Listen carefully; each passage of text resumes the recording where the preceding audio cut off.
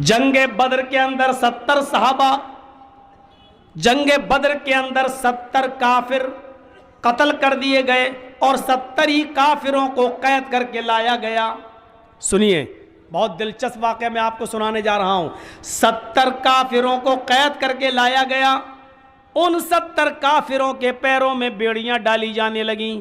اللہ کے نبی نے حکم دیا، اے صحابی تم 5 لوگوں کے پیروں میں بیڑیاں ڈالو، اے صحابی تم 10 آدمیوں کے کافروں کے پیروں میں بیڑیاں ڈالو۔ سب کو حکم دے دیا، ایک آدمی 10 کافروں کے پیروں میں بیڑیاں ڈالے۔ 7 لوگوں نے مل کر 70 کافروں کے پیروں میں بیڑیاں ڈالی۔ ان کافروں میں جو 70 کافر لائے گئے، ان کافروں میں ایک کافر تھا جس کا نام تھا عدی ابن عمیر، ایک کافر تھا جس کا نام تھا عدی ابن عمیر۔ یہ مصعب ابن عمیر کے بھائی تھے۔ کس کے بھائی تھے؟ مصعب ابن عمیر کے بھائی تھے، اور مصعب ابن عمیر صحابی ہیں۔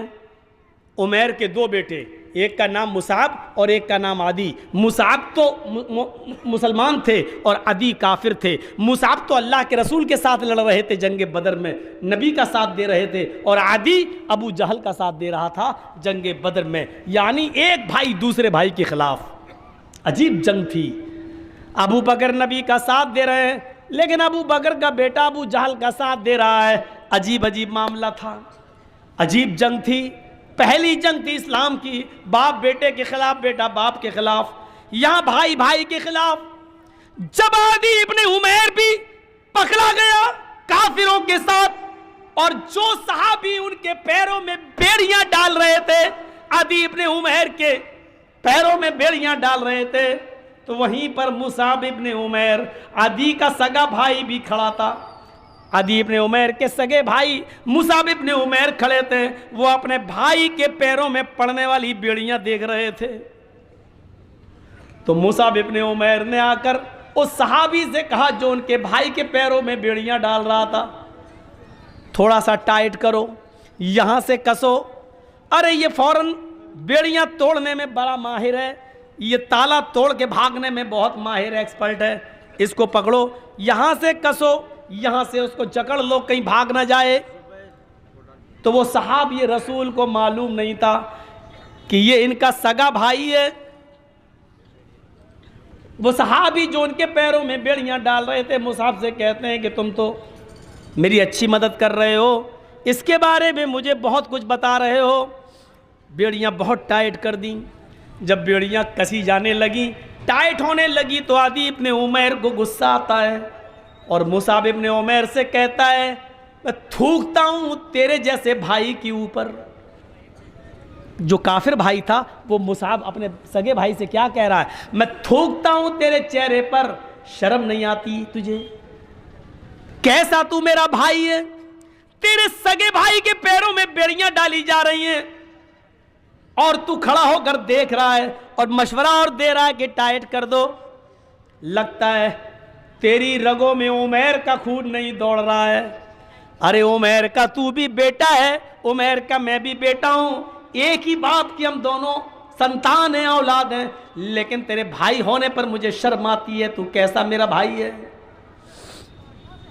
مصعب ابن عمیر نے جب یہ جملہ سنا عدی کی زبان سے، اپنے سگے بھائی کی زبان سے، تو چیختے ہوئے کہا خاموش، اے عدی چپ، خاموش، کس بھائی کی بات کر رہا ہے تو؟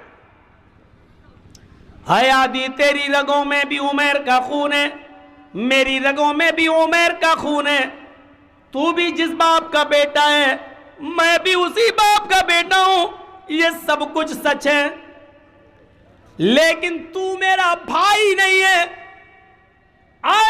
اے عدی تو میرا بھائی نہیں ہے۔ عدی کہتا واہ، باپ ایک ماں ایک، خون تیری رگوں میں بھی دوڑ رہا ہے، میری رگوں میں، پھر بھی میں بھائی نہیں۔ مصعب ابن عمیر کہتے ہیں یہ سچ ہے کہ تیرا باپ اور میرا باپ ایک، تیری ماں میری ماں ایک، जिस पाप का खून तेरी रगों में दौड़ रहा है उसी पाप का खून मेरी रगों में भी दौड़ रहा है। जिस माँ का दूध तूने पिया है उसी माँ का दूध मैंने भी पिया है। ये सच है, लेकिन ये सच नहीं है कि तू मेरा भाई है। अदी कहता फिर तेरा भाई कौन है? अगर मैं तेरा भाई नहीं हूं तो मुसाब इब्ने उमैर कहते मेरा भाई वो है जो तेरे पैरों में बेड़ियां डाल रहा है।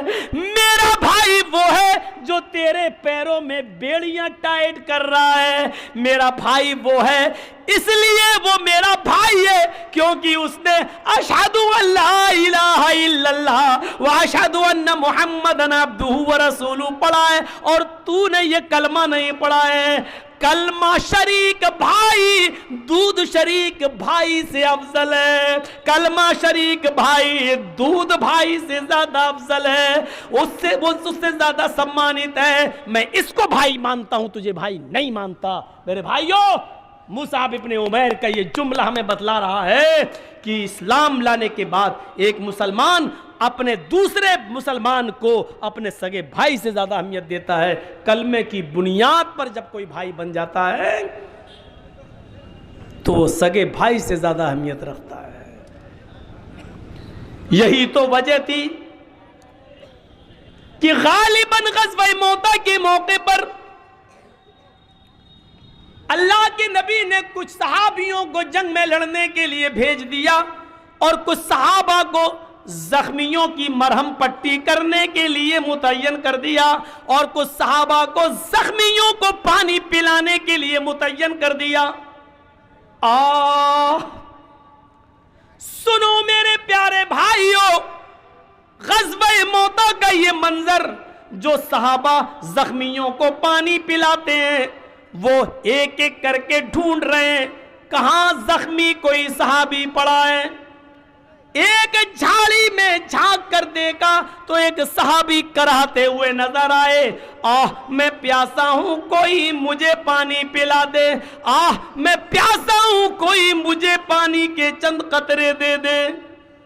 ये सहाबी पानी का प्याला लिए हुए थे, उस जख्मी भाई के पास जाते हैं, लो ये पानी पियो। उन्होंने पानी का प्याला रख दिया जमीन पर और अपने जख्मी सहाबी को उठाया, अपने सीने से लगाया, पानी का प्याला उठाकर उनको पिलाना चाहा। होठों तक प्याला जाता है, पानी का एक कतरा भी अभी हलक के अंदर नहीं गया। इतने में दूसरे सहाबी चीखते हैं, पानी पानी, काश मुझे भी कोई पानी पिलाता। मेरे भाई, तुम्हें पानी पिलाने वाला कोई आया है, अगर पानी ज्यादा हो तो एक घूंट छोड़ देना, मैं भी पानी पी लूंगा। इस सहाबी ने पानी का प्याला वापस कर दिया। देख के आओ, जरा उस आदमी को देखो जो करा रहा है। देखो वो मुझसे ज्यादा जख्मी लगता है, उसको मुझसे ज्यादा पानी की तड़प है, उसको मुझसे ज्यादा पानी की जरूरत है। इस सहाबी ने उसको लिटाया और दूसरे सहाबी के पास पानी का प्याला लेकर पहुंच गए। उनको उठाया, पानी का बर्तन उनके होठों तक ले गए। अभी हलक के नीचे कतरा न गया था, होठों से प्याला न लग पाया था। इतने में तीसरे चीखते, मेरे भाई अगर एक घूंट पानी बच जाए तो मुझे भी पिला देना, अगर थोड़ा सा पानी बाकी रह जाए तो मुझे भी दे देना, अगर ज्यादा हो चंद कतरे ही मुझे मिल जाएं तो काफी है, मेरे होंठ सूख चुके, खुश्क हो गए हैं। इस दूसरे ने भी कहा, देखो उनके पास जाओ, शायद वो मुझसे भी ज्यादा प्यासे लगते हैं, शायद वो मुझसे भी ज्यादा प्यासे हैं। इस आदमी ने तीसरे की तरफ रेफर कर दिया। ये तीसरे को पानी पिलाने जाते हैं। उस आदमी की सांसें उखड़ रही हैं। इन्होंने पानी का प्याला जमीन के ऊपर रखा, उस सहाबी को उठाया, उठाते हुए ही उस सहाबी की रूह कब्ज़ से उनसुरी से परवाज हो गई। ये पानी का बर्तन उनके होठों पे लगाता है लेकिन होठ खुल नहीं रहे हैं। इन्होंने सीना चेक किया, धड़कने नहीं है, पानी का प्याला जमीन पर रखा, उनको हिलाया डुलाया, लेकिन समझ गए अब ये इस दुनिया में नहीं रहे। اللہ تیسرا آدمی پانی بھی نہیں پی سکا اور اللہ کو پیارا ہو گیا. انہوں نے سوچا چلو دوسرے کے پاس آئیں, لوٹ کر اس کو ہی پلا دے. جیسے ہی دوسرے کے پاس آئے, کیا دیکھتے ہیں کہ اس کی آوازیں بھی بند ہو چکی ہیں, وہ بھی پانی پانی اب رہی پکار رہا ہے. یہ بھی اللہ کو پیارے ہو گئے. چلو پہلے کے پاس چلیں جس سے پہلے بار ملاقات ہوئی تھی, اس کو پانی پلایا تھا. جیسے ہی اس کے قریب جاتے ہیں, کیا دیکھتے ہیں کہ پہلا بھی حوض کوثر سے اپنی پیاس بجھا چکا ہے, آب حیات سے اپنی پیاس بجھا چکا ہے. وہ بھی اب میرے پانی کا محتاج نہیں ہے, وہ بھی اس دنیا سے جا چکا ہے. وہ بھی جنت کی نعمتوں میں اس کی روح جا چکی ہے. میرے پیارے ساتھیوں, پیاسے تھے لیکن اپنے بھائی کی پیاس کی وجہ سے اپنی پیاس کو قربان کر دیا, اس کی طرف ریفر کر دیا. دوسرے کو پانی کی ضرورت تھی لیکن اس نے تیسرے کی طرف ریفر کر دیا. تیسرے کے پاس گئے تو پانی کا پیالہ لے جانے سے پہلے ہی وہ جہاں فری کے سپرد کر چکا.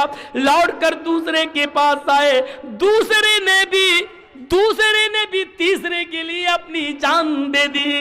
لوٹ کر پہلے کے پاس آئے, پہلے نے دوسرے کے لیے اپنی جان دے دی. مسلمان وہ ہوتا ہے جو اپنے لیے نہیں جیتا, مسلمان وہ ہوتا ہے جو دوسروں کے لیے جیتا ہے. مسلمان وہ ہوتا ہے جو دوسروں کو تکلیف نہیں دیتا ہے. مسلمان وہ ہوتا ہے جو دوسروں کی بھلائی چاہتا ہے, دوسروں کے لیے مر مٹنا جانتا ہے. میرے بھائیوں, واقعات تمہیں بھرے ملیں گے, بھرے پڑے ملیں گے. پڑھیے سیرت کی کتابیں تو آپ کو پتا چلے گا اسلام کیا ہے, اسلام کس چیز کی دعوت دیتا ہے. اسلام کا معنی یہ شانتی اور سلامتی, بھائی چارہ, یہ اسلام کا سب سے بڑا درس ہے. بھائی چارہ یہ اسلام کا سب سے بڑا سبجیکٹ ہے. ایک مسلمان دوسرے مسلمان کو عزت کی نظر سے دیکھے. اللہ کے حضرت عبداللہ ابن عمر خانہ کعبہ کا طواف کرتے ہیں اور کرتے کرتے چیخ اٹھتے ہیں, آئے کعبہ میں جانتا ہوں کہ تیری عزت اللہ کی نظر میں بہت زیادہ ہے. اے کعبہ میں جانتا ہوں کہ تو اللہ کی نظر میں بہت معزز ہے. اے کعبہ میں جانتا ہوں کہ تو اللہ کی نظر میں بہت محترم ہے. اے کعبہ میں جانتا ہوں کہ تو اللہ کی نظر میں بہت ہی اونچے مقام رکھتا ہے. لیکن سن اے کعبہ, قسم ہے مجھے اپنے رب کی عزت و جلال کی, ایک مومن سے بڑھ کر تیرا مقام نہیں ہے, ایک مومن سے بڑھ کر تیرا احترام نہیں ہے, ایک مومن سے بڑھ کر تو عزت کا مالک نہیں ہے. ایک مومن کا مقام و مرتبہ تجھ سے بھی زیادہ بڑا ہے. لیجئے وہ خانہ کعبہ جس کی طرف ہم رخ کر کے نماز پڑھتے ہیں, عبداللہ ابن عمر نے کیا کہا تھا, اے کعبہ ایک مومن کے عزت و آبرو سے بڑھ کر تیرا مقام نہیں ہے.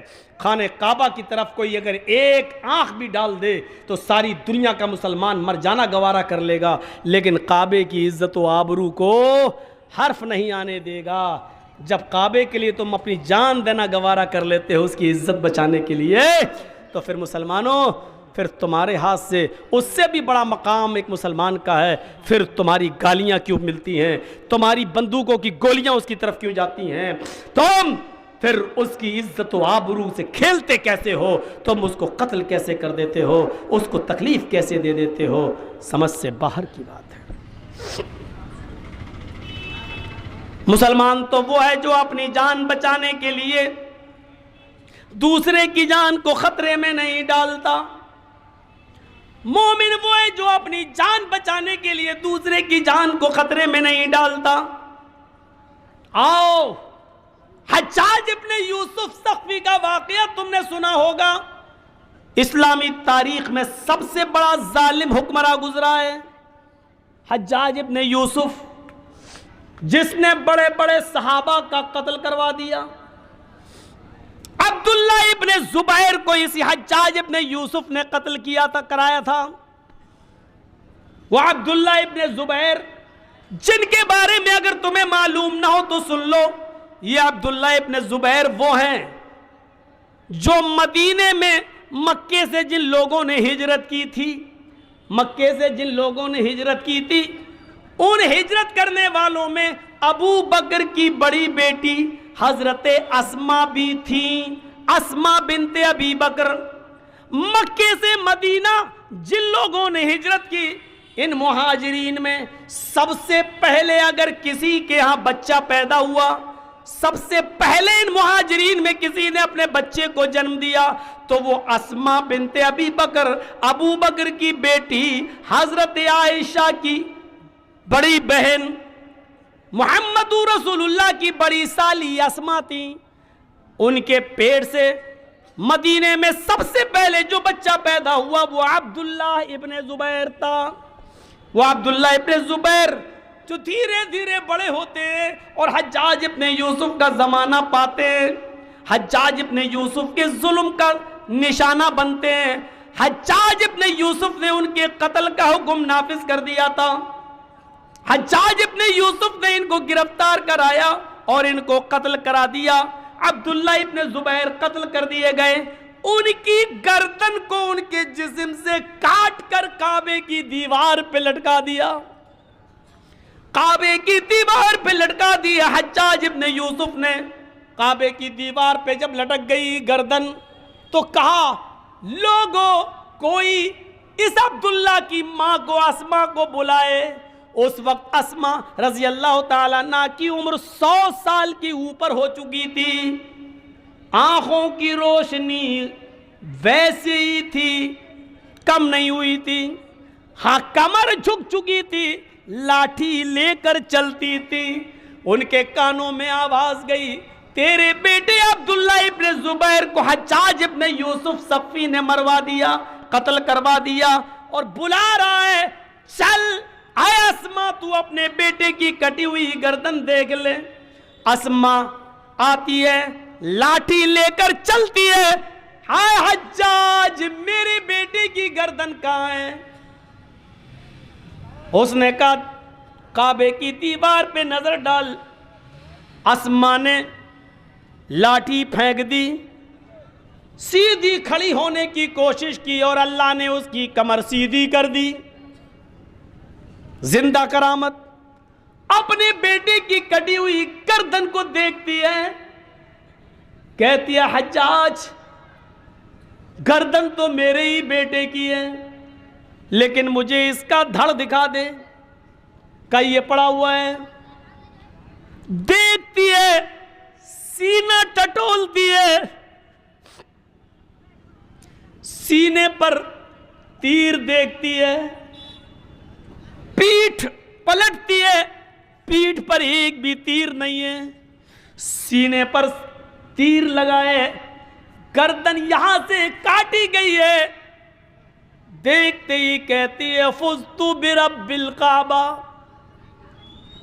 کعبے کے رب کی قسم میں جیت گئی، کعبے کے رب کی قسم میں کامیاب ہو گئی۔ حجاج نے کہا بار بار سینہ کیوں دیکھ رہی ہے؟ کہتی ہے حجاج میں نے اپنے بیٹے کو جب جہاد کے لیے نکالا، تیرے خلاف جنگ کرنے کے لیے جب بھیجا تو میں نے اپنے بیٹے کو یہ وصیت کی تھی، بیٹے میدان جنگ میں لوہے کی زرہ پہن کر مت جانا، بچنے کا راستہ تلاش مت کرنا، اور دشمنوں کے تیر تمہاری پیٹھ پر تمہاری ماں نہیں دیکھنا چاہتی ہے، تیر جتنے بھی لگے تمہاری ماں وہ تیر تمہارے سینے پر دیکھنا چاہتی ہے۔ حجاج مجھے فخر ہے اپنے بیٹے پر کہ میرے بیٹے نے اپنی ماں کی نافرمانی نہیں کی ہے، اس نے مرتے وقت بھی سارے تیر اپنے سینے پر کھائے ہیں۔ اچھا، پھر وہ اپنے بیٹے کی کٹی ہوئی گردن دیکھتی ہے، اس کو دیکھ کر رونے لگتی ہے، پھر اپنے بیٹے کے دھڑ کو دیکھتی ہے، پھر ہنسنے لگتی ہے۔ میں نے ترتیب تھوڑا سا الٹ دی، گردن کو دیکھتی ہے تو ہنستی ہے اور اپنے بیٹے کے دھڑ کی طرف جب دیکھتی ہے تو روتی ہے۔ پہلے ہنستی ہے، پھر روتی ہے اور اٹھ کے جانے لگتی ہے۔ حجاج نے کہا بڑھیا اسما ایک چیز بتا دے، تیرا احسان ہوگا حجاج کے اوپر۔ کہنے لگی پوچھ۔ احسان کرنے میں محمد کے گھر آنے والے کبھی پیچھے نہیں رہے ہیں۔ میرے بیٹے کے قاتل اگر کوئی احسان مانگ رہا میرا تو میں کرنے کو تیار ہوں، بول۔ کہتا حجاج اسما اتنا بتا دے، اپنے بیٹے کی گردن کو دیکھتی ہے تو ہنستی ہے، زمین پر پڑے ہوئے دھڑ کو دیکھتی ہے تو روتی ہے، یہ ہنسنے کا اور رونے کا راز کیا ہے یہ بتا دے۔ کہتی ہے تو نہیں سمجھے گا۔ ہاں اسما میں نہیں سمجھوں گا۔ آئے بڑھیا میں نہیں سمجھ پا رہا ہوں، اسی لیے تو کہہ رہا ہوں کہ ایک احسان کر دے بتا کر۔ کہنے لگی آئے حجاج، اپنے بیٹے کی کٹی ہوئی گردن کو جب میں نے دیکھا تو اس لیے ہنسی کہ تو سمجھ رہا ہے کہ میرا بیٹا مر گیا، مرا نہیں ہے۔ اونچی جگہ پر میرا بیٹا اپنی زبان سے تجھے للکار رہا ہے اور کہہ رہا ہے ابھی شہید کے مرنے کا وقت نہیں آیا ہے، میرا بیٹا ابھی بھی تجھ سے اوپر کھڑا ہے اور تجھ سے اونچا دکھائی دے رہا ہے، میرے بیٹے کی شہادت کہہ رہی ہے چیخ چیخ کر کے ابھی میرے بیٹے کے مرنے کا وقت نہیں آیا۔ ہنسنے کی وجہ یہ ہے کہ میں اپنے بیٹے کی خوش قسمتی پر ہنس رہی ہوں، اپنے بیٹے کی خوش قسمتی پر ہنس رہی ہوں کہ میرے بیٹے نے کتنی اچھی موت پائی ہے، میرے بیٹے نے کتنی اچھی شہادت پائی ہے۔